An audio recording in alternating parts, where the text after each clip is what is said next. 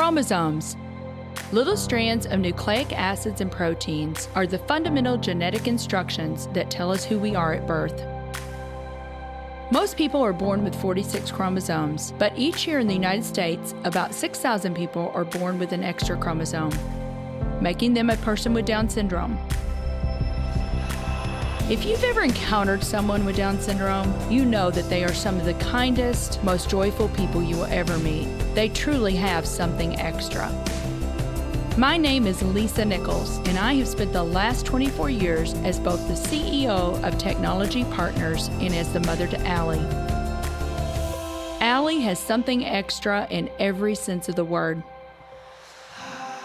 I have been blessed to be by her side as she impacts everyone she meets. Through these two important roles as CEO and mother to Allie, I have witnessed countless life lessons that have fundamentally changed the way I look at the world. While you may not have an extra chromosome, every leader has something extra that defines who you are. Join me as I explore the something extra in leaders from all walks of life and discover how that difference in each of them has made a difference in their companies, their families, their communities, and in themselves.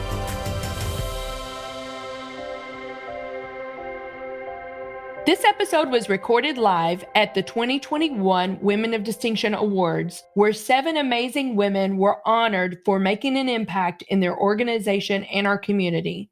This year's theme was Be the Change You Wish to See in the World. I was thrilled to moderate a panel with 3 amazing world changers, Kathy Mazzarella, Bhavani Amirthalingam, and Kalia Collier. If you like this episode today, please go to Apple Podcasts or wherever you listen and leave us a 5-star rating.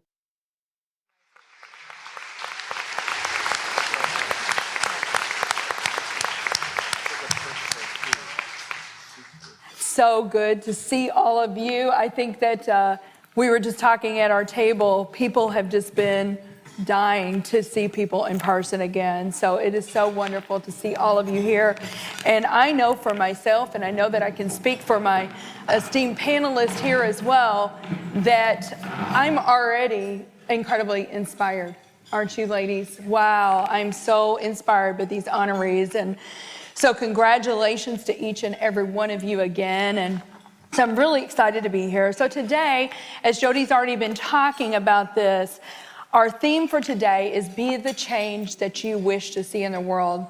And I know for me, when I hear those words, it bubbles up some feelings for me, and it might for you as well. You know, we cannot stand on the sidelines and complain or wish that things were different without being able to roll up our sleeves and get a part of the solution, be a part of the solution. We've already heard today, and I know this room is surrounded with men and women who have the courage, the grit, and the passion to be a part of the solution. And so it is just my incredible honor to be able to introduce to you 3 of these ladies here on the stage. Bhavani Amirthalingam is the Chief Digital Information Officer for Ameren. Kalia Collier was the founder of the St. Louis Surge. If you've never been to a St. Louis Surge game, I would highly recommend it. Our family had season tickets a few years ago. It's so much fun. And she is now the VP of Community Relations for St. Louis City SC. Kathy Mazzarella is the CEO for Gray Bar Electric. So please join me in welcoming the ladies.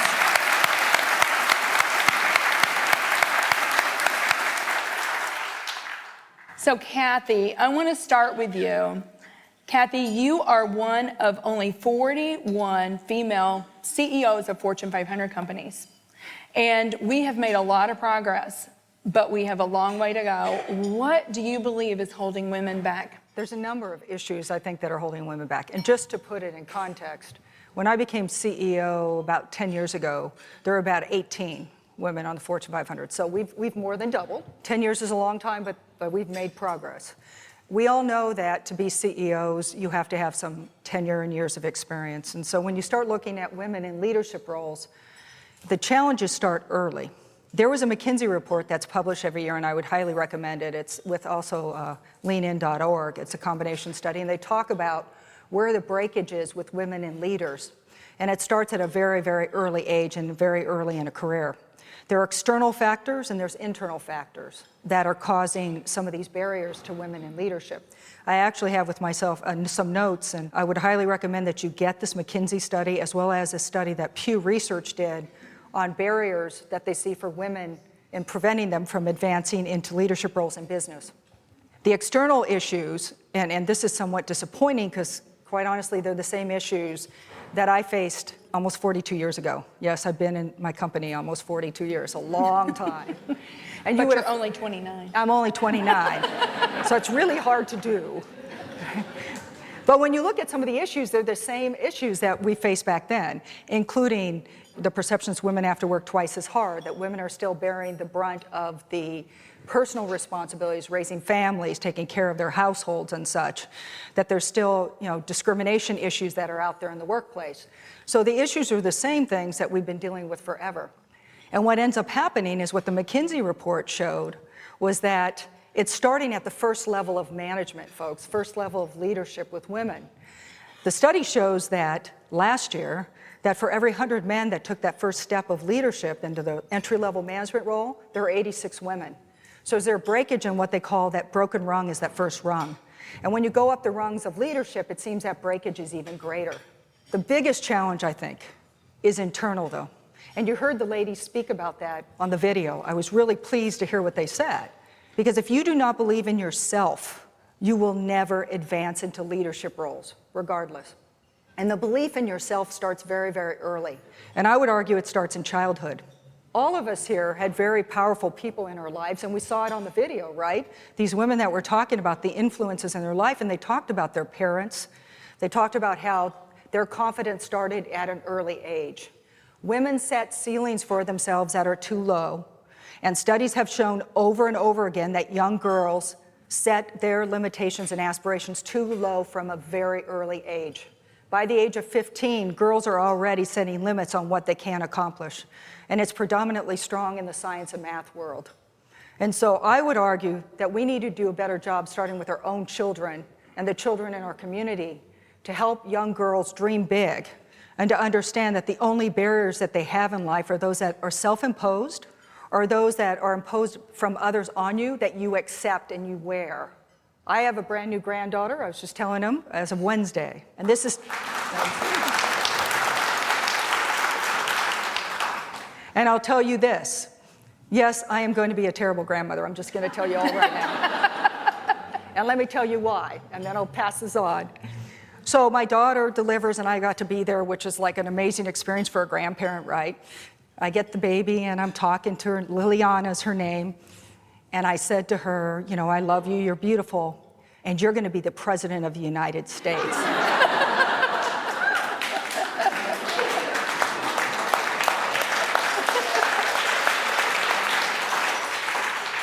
And my son-in-law says, oh, no, she's going to be a rocket scientist and an astronaut. I said, okay, Liliana, you can get a PhD in rocket science, you can be an astronaut, and then you can conquer some kind of, intergalactic thing, and then you can be president of the United States. So let's focus on starting it young with our girls, with all our children, but let's focus on these girls and help our young girls dream big. That's great advice, Kathy.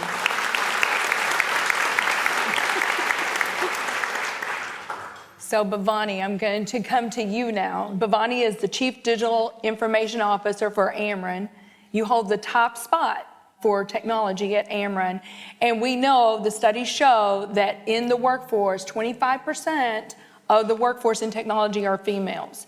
I had our National Recruiting Center pull some data, and they looked at several months, and it varies. Our applicant pool for females is anywhere from 13 to 17%. Now, to get to the top spot, it's going to be less than 10%. So, Bhavani, why such a low percentage? And more importantly, what can we do about it? Great question, Lisa. First, it's really hard to follow Kathy. So next time you have me on a panel with her, don't have me follow her. Oh, she did just a fantastic job. A lot of things that Kathy touched on, resonated so well for me. I think in terms of the challenges, I want to kind of go back a few years ago. I had this opportunity. Microsoft does something called DigiGirls. I don't know if any of you here had exposure to it, but they actually bring female leaders across different walks of life from a STEM perspective. And they do these in all the big cities. They actually did it in St. Louis. It was a fantastic opportunity, to go. You spend a half a day with these girls. These are high school girls from across the city. And it was an amazing experience, right? And you kind of have people speak and all of it. And then they put you in these small tables with just, a small group so that they feel comfortable and you're just interacting with them. And I'll never forget because, I have a daughter who's now 13 and obviously, she was like 5, 6 at that point in time. And it just stuck in my head when I left that day. And they were very curious to find out, like, what was your journey like? Why did you go into this? And I had this one girl who's, absolutely quiet. I have this tendency to look out for the quiet one, and so we all have our, and so I was like, you've been really quiet. So her first question was, she said, did you have a problem with boys in high school because you were really good at math or because you wanted to go do this?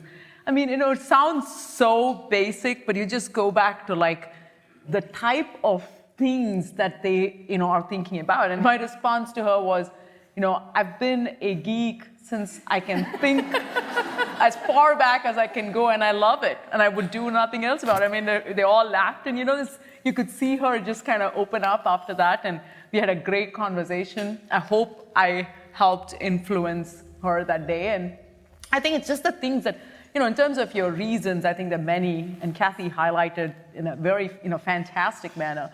I think starting really young is extremely important, and in my case, my dad has been an absolute instrumental, part of my life. And, he had, we talk about making sure you give the same kind of, think about your boys like you think about your girls. Well, I had kind of the other extreme. I think my dad just paid way too much attention to me. Because, part of it is he had lost his sister just a few days before I was born and to spousal abuse. So it was always in his head to make sure that, you're independent, you're strong. And I remember, I was only 6 years old. He's like, the only man I ever want you to be dependent on in your life is me. Like, but, I think it's,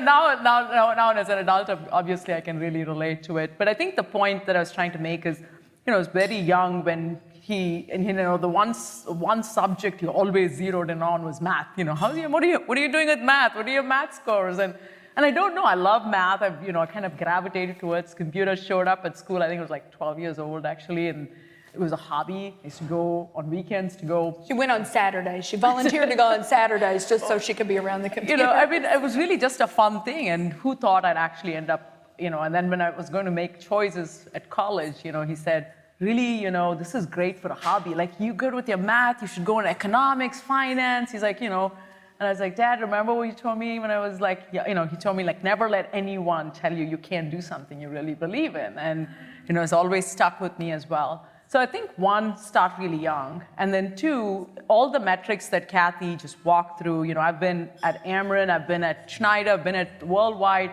I can tell you that some of the practical challenges you see is having women rise into leadership roles. And then as you go up, it just keeps going. It's fewer and fewer and fewer. And a program that I loved, and I'm a huge proponent of, is something that Schneider engaged in heavily. It's called He for She. And a lot of times you think you have to have all the women, go in and help other women. And its reality is you need the men and the women to help raise the bar and support. And so the whole purpose of He for She was really, how do you get the men in the organization, really? And so I think the roles that we can all do is look at that, COVID's made the situation worse. That's just the reality in terms of you have more women, kind of in that, when you're going between early to mid-career, which is when, personally also you've got a lot going on, so you're trying to figure out how do I handle all of these personal responsibilities, but also just manage. So I think, whether it's in the tech world or not, I do think that's a challenge you see common, and looking out for folks that you can actually help free up that energy for them, right? And give them that flexibility because they're going to go do so much more, for you and for the organization. So I think those are probably a few things. That's great, great. Well, Kalia, you were 23 years old and you decided to found the St. Louis Surge Professional Women's Basketball, and now you've gone on to be the VP of Community Relations for St. Louis City SC. What in the world gave you the courage at the age of 23 to think you could start a professional basketball league? We've talked about it, and I think the honorees were talking about, having that greatness instilled in you early, and I absolutely credit my parents. My friends kid all the time that there's no bigger fan than me of myself, and I know that sounds pretty cheesy, but I lack no confidence. I can tell you guys that. In the most humble way, without sounding like... But it really is. It's starting at an early age. I really credit my parents for exposing me to everything under the sun. I've been a BMX bike racer. I've played soccer. I have done just about everything to be able to really be able to define my own purpose and passion. So I think taking this crazy leap of faith to buy a basketball team and build a women's professional franchise that, quite frankly, I probably had 1,000 people within the same week told me, what was I doing? This is a baseball city. Women's sports is an incredibly tough sell, and I always said it depends on who's selling it. And so when you position something and you create value, and the first thing we did was we set our mission, our vision, our values.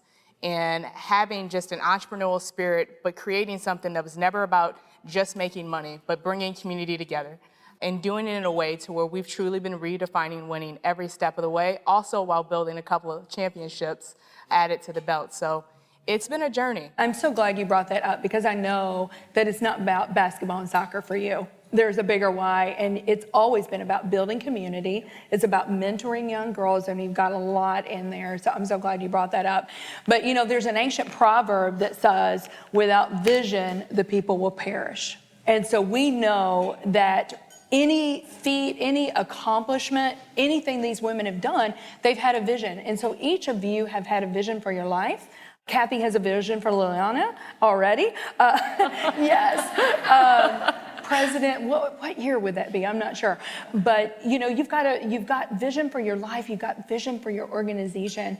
But I have to ask you, ladies, what is your vision? And this is a loaded question, but for our city, our country, our world, and most importantly, the people in it. And I'd love for each of you just to speak into that, if you would. Yeah, that's a really big question. And again, now that I have a granddaughter, it takes a whole different meaning, as you can imagine. What I envision is a world where she is not judged for her race, her gender, her beliefs, her interests. A world which accepts her for who she is and what she wants to be, treats her with respect, and treats each other with respect.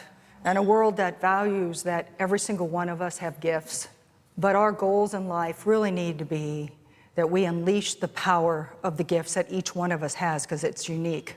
My dad raised us where he said, the only failure in life is if you don't help others, and the more that you have, the more you should give back. And he said, if you live your life properly, what you're going to find is you will never be able to unleash and develop all your gifts, because human beings have unlimited capacity to do more, to learn more, to give more, and to help lift each other up. And so my vision for the world is a sense of community where we all respect each other for who we are as human beings, and we focus on lifting everybody up so they have an opportunity to have a better life and a life to live the way they choose to live their life, and to be able to celebrate their successes the way they define success in life, not how we as other people try to impose it. That's my hope. Thank you. Thank you. Kalia, how about you? The power sport has always been an incredible tool of bringing people together, unifying cities. And it's interesting to see when it's actually used for good. So that was when people were like, well, why make the jump from basketball to soccer? And it was like, St. Louis is now on an international stage. We have an opportunity to really create where Downtown West will, for our city, be United Nations in a way to where we're actually reaching communities and bringing them together. So when you think about building teams, you don't put 11, 12 point guards on a roster. You don't put a bunch of goalkeepers on a roster. You build a team. And our team is our community. So if you're not playing your role, you have to get in the game. You talk about no time to sit on the sidelines. I mean, hell, if this past year and a half, 2 years hasn't literally changed you in a way to where it's made you want to look inside and do more for other people. And when I think about the vision of what we have, I don't want to just be a city of potential. And when we talk about the obstacles and the challenges that we have such a tremendous opportunity to truly all be a part of the game. And so I want people to not just be able to look out and say, you know what, well, they could, they should. What about me? What can I do to actually play my role in, and how can we do that as a collective, as a team? And that is incredibly unifying. So I will always believe in the power of sport, of how it is a part of the equation to help us get where we're going. And I think as a city, we have an incredible trajectory right now. So if you're not a part of that positive energy wave, then you need to figure out what you're doing with yourself.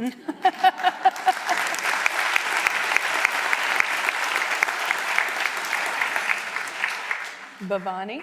Education is near and dear to heart for me. You know, my dad grew up very poor and walked 3 miles to school every day, and put himself through engineering school. Was the first person to even get through high school in his family, and did incredibly well. Has just been an amazing source of inspiration. But I just think about everything that we see in the world today, and at Ameren we talk about access to energy, to all. And to me, a world will be a much better place when there's access to education to everyone. I do believe it is the best equalizer there is. And so in terms of this, the vision and where we can be, every opportunity that we all can have to provide folks the opportunity to get the very best access to education that they may not have today, I think is just going to help us be a better world. We're going to be more informed. We're going to learn to live better together. Yeah, and I mean, as I'm listening to each of you talk,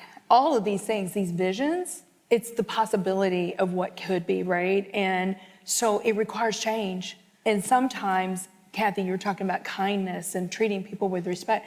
Sometimes the change needs to happen within us.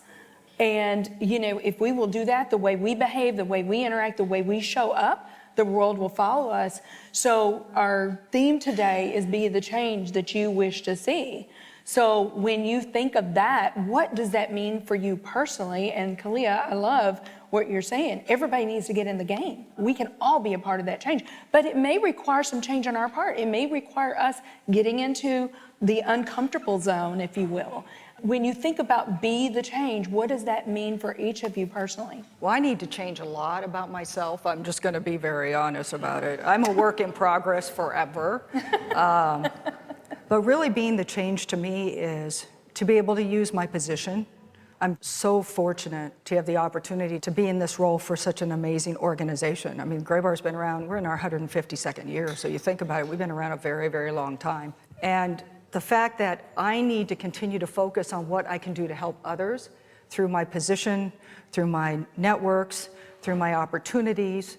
You've inspired me ladies, with a couple things you've said today. The videos were inspiring me, and I keep thinking I need to be a better person. Because to me, being a change, it means that I help improve somebody's life. When I was a child, somebody asked me, what's your goal? And of course I said, I want to be president of the world or something. And then I was asked that question recently by somebody, and I said, well, I want to be relevant. I want to be, when I'm no longer here, that somebody will remember me for helping them have a better life.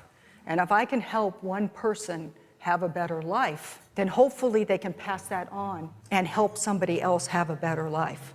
So for me to be an agent of change is to try to use my influence and power to help as many people as I can improve their life, their quality of life, and help them be better people so that they can share that on a broader basis. Oh, that's spot on, yeah. I've always lived my life by the golden rule. And my mantra, as Lisa gave me, probably one of the best gifts ever, is if better is possible, good is not enough. And so this degree of never being complacent. And so a part of that, being a part of change and being a part of the positive good in our community, is walking the walk. And so, everybody, especially now, wants to look good. But, why don't you actually do good? And that's something that I pride myself on, of making it a priority to do a little bit of good every single day. Because that's that impact that I think at the At the end of this, we've navigated a racial and a global pandemic to where silence is no longer an option. And I know how I stand on the shoulders of giants and how we all do, and how important it is to see what's possible.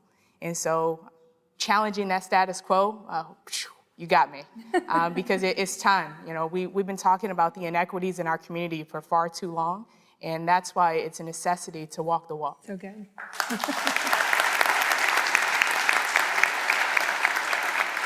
For me, I challenge everyone. If you think you don't, you really do. I think there are opportunities every day that we have in the roles we play, whether it's as a mother, as a father, as in your business. There's opportunities that come at you every day. It's just being really deliberate and thoughtful about those. And so for me, that's what I try to do every day, and that's what my biggest commitment is.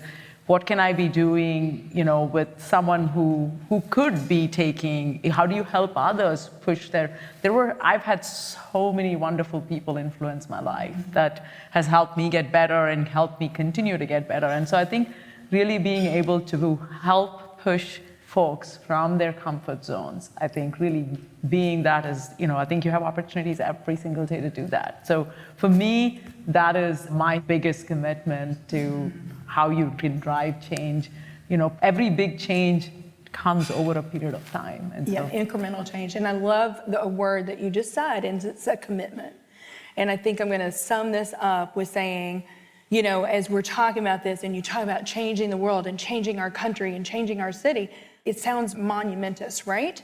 But here's the thing, every one of us, I was thinking about it this morning, I was thinking if every one of us would make a commitment to changing our corner of the world will change. What does that look like for you? It could be pushing back on bias in hiring. It could be giving more respect, kindness over differences. But we've all got the opportunity. One of my favorite quotes is by Marian Edelman. I love this quote, and it's like, you can't be what you can't see. And every one of us in here can be a change agent. Every one of us can be a role model, figure out what it is, and just choose one thing to go and do and to make a commitment to. So, ladies, this has been so much fun. I could sit up here for 5 hours with all of you, but we're not going to do that to you guys. But thank you so much.